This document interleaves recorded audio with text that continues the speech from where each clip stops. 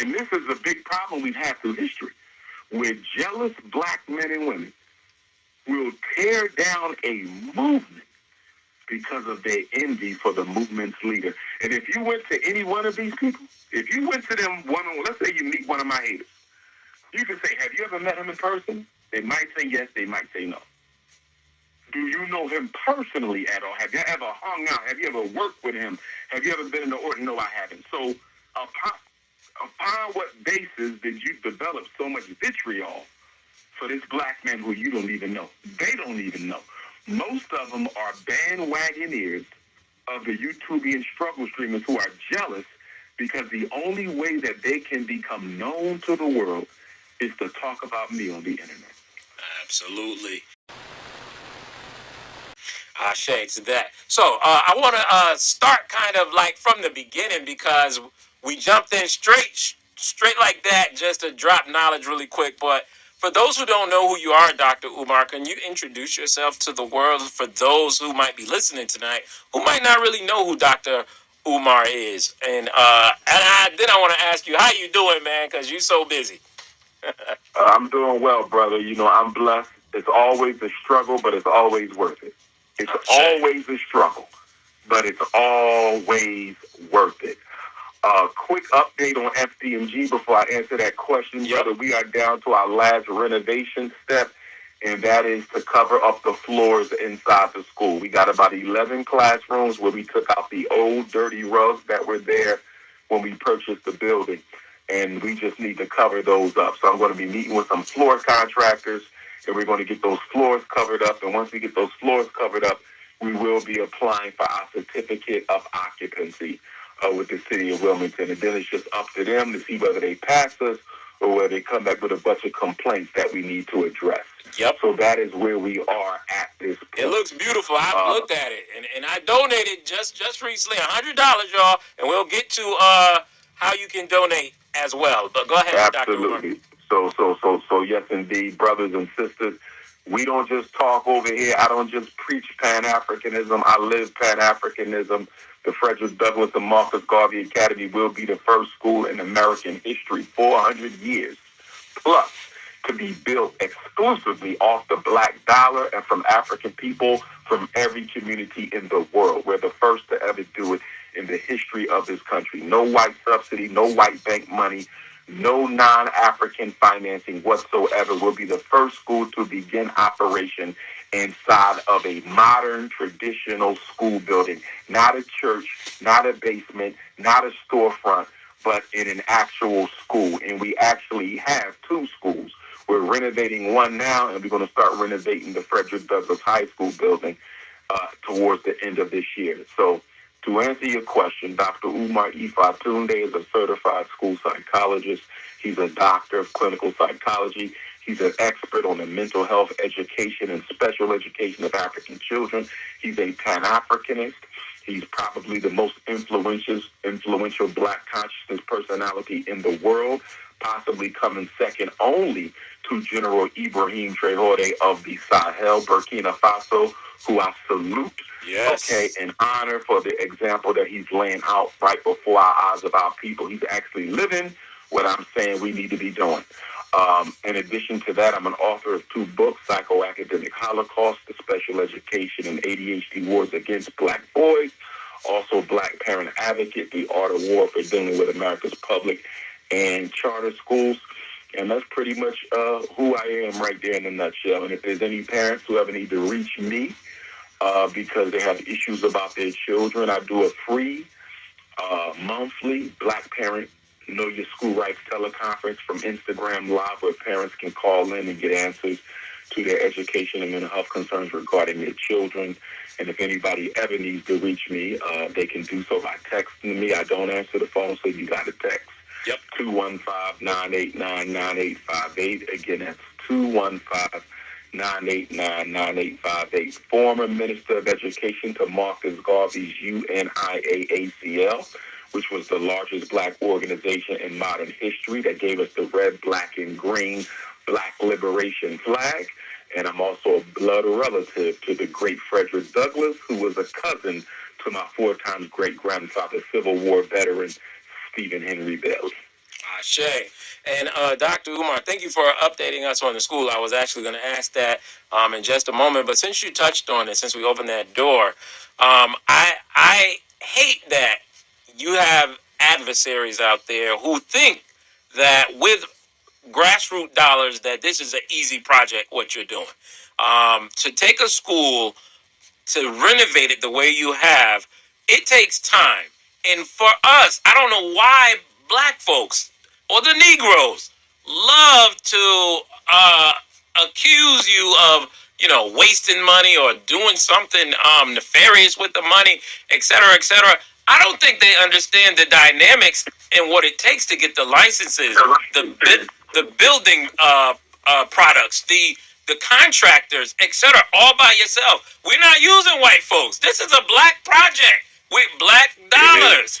And I'm defending you all the time, good brother.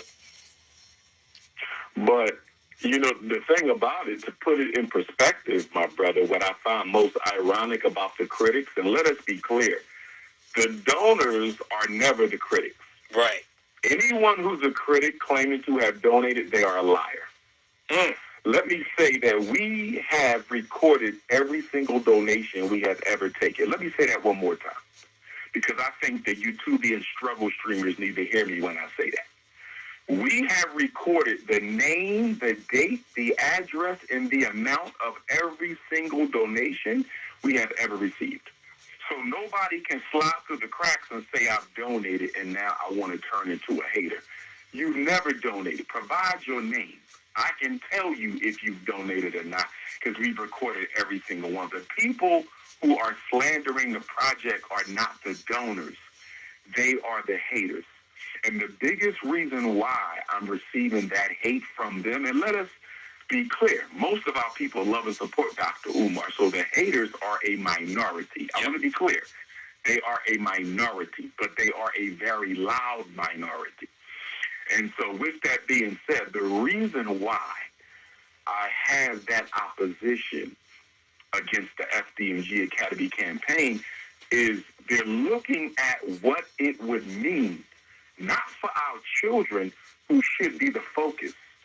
They're looking at what it would mean personally for Dr. Umar Tunde. In other words, who I am is blinding them so heavily that they can't even focus on the fact that this is a school that's going to transform the minds of our children and possibly put our people on a brand new trajectory. I mean, we are going to remake the consciousness of African people through those students. We are going to remake the definition of leadership through those students. We are going to rebirth Garvey's Pan-Africanism through those students. We're going to teach our children the love of the divine, of supreme consciousness. They will fear nothing but the almighty ruler, sovereign ruler of this universe. So rather than looking at the potential and the greatness that God is going to bless us to do through this school, they're simply looking at what it would mean for me. They're looking at the fact that he's already the most requested. He's already the most popular. I'm probably the most popular Black consciousness personality in American history. And I say that with reservations because none of my great ancestors, who I would never compare myself to, but none of our great ancestors had the benefit of social media. So this is not a fair comparison, right? None of them had the Marcus Garvey, Douglas, Fred Hampton, George Jackson, Medgar Evers. None of them had the benefit of social media. I do.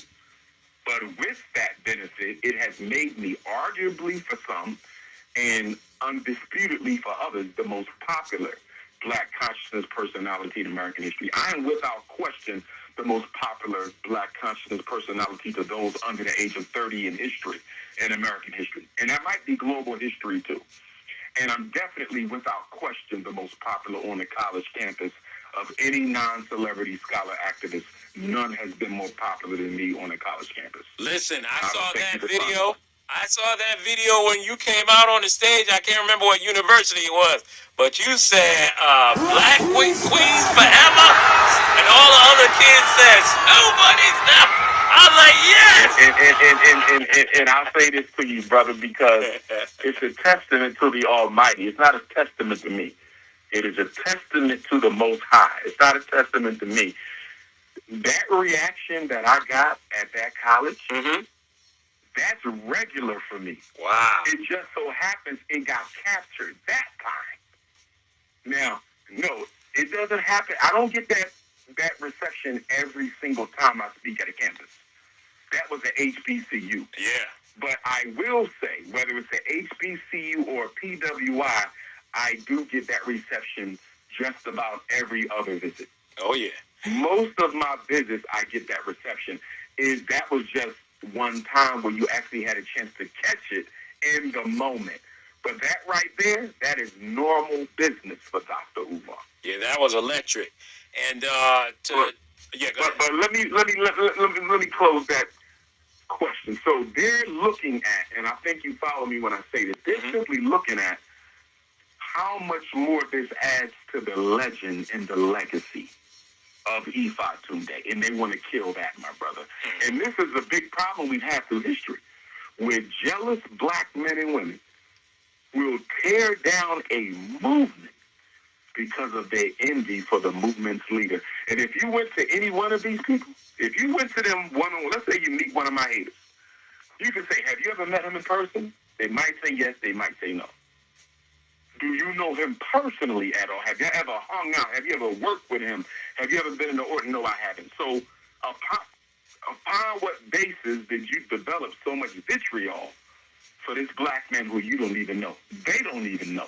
Most of them are bandwagoners of the YouTubian struggle streamers who are jealous because the only way that they can become known to the world is to talk about me on the internet. Absolutely. And just you've kind of already touched on this in multiple ways, but I wanted to inquire, as we talk about the haters and those who are have vitriol, etc. Why do black people, we love to eat each other? We devour each other when we're hurt, when we're down. You see the P. Diddy's, you see the R. Kelly's, you see the Bill Cosby's. As soon as they get in some type of trouble or issues with the white power structure, here they come. They ready to kick you all up and down the street. Why are we so easily prepared to devour one another? Plantation psychosis. And what I mean by that is simply this. On the plantation, there was a strict rule that the slave master could only manumit a certain number of enslaved Africans per year. Sometimes it was one, sometimes it was two. Never more than a handful. And because only one African could get his freedom out of a plantation of 500, we learned very early on the plantation that we had to look out for ourselves as opposed to looking out for the whole group. So those manumission laws set us against each other. Because it said if you want to be free, all you have to do is help expose another slave. Whether they're not doing their work, whether they're running away, whether they're plotting a rebellion, whether they're stealing food, whether sneaking away to see their wife at night, the only way you get free on this plantation is by undermining one of your own. And so what happened was, after 246 years of that, we began to believe that if one African wins, no other African can win. So when you see that one enslaved African receive his meritorious manumission, you automatically said the rest of us are done with. That mindset has carried with us for 400 years, my brother. Mm-hmm. And so when somebody sees you doing well, or if they see a LeBron James doing well, or if they see a Dr. Umar doing well, if they see the sister down the street open up her business doing well, their initial reaction is hate. Why? because we have been conditioned by the power structure to believe that when any African wins, there's no longer an opportunity for another African can win. And that is ridiculous. It is preposterous to believe that there's only room for one. And this is why we got to embrace our African culture. Because if we go back to our African culture, we can rid a lot of this ineffective, low vibrational conditioning that we've received. Because in African culture, we embrace life and challenge from a position of abundance. We believe that the universe is abundant. So if you're doing well, that does nothing to stop me from doing well. Right. Because we believe that all African people can do well at the same time. And we believe the best way for all African people to do well at the same time is for all African people to work together at the same time. But again, the slave master conditioned us into believing that the only way we could win was to work for ourselves and turn our back on the others. I share that. It's definitely deeply rooted and embedded in us. I remember a pastor called it internalized oppression years ago. Dr. Franklin Reed out of Baltimore. I fight police. If this is the church and we do God's work, why can't I organize against evil right here? Because the preacher ain't nothing but a pawn for the politician. And by the way, I don't vote for black folks no more unless they can answer me 3 questions. If I live in Trotwood, I got 3 questions. You want to be city council? You want to be mayor? You want to be state rep? Want to be U.S. rep? Want to be U.S. senator? You want to be state senator, block captain, alderman? Whatever it is, you better answer me 3 questions. Number 1, are you Democrat or are you Republican? Because if you are either one of those, you don't get my vote. The Democratic Party is a white racist institution. The Republican Party is a white racist institution. And neither one of them have ever done anything for black folks. That's right. So if you're not an independent candidate, that means you're not an independent thinker. And if you're not an independent thinker, you're not going to do anything independently from what white folks tell you to do. A black Democrat is on the Democratic team. He's going to do what his Democratic Party bosses tell him to do.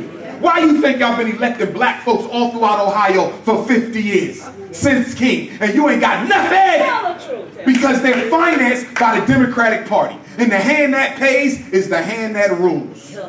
How the hell you think black folks being financed by white folks going to carry out a black agenda? You out your mind.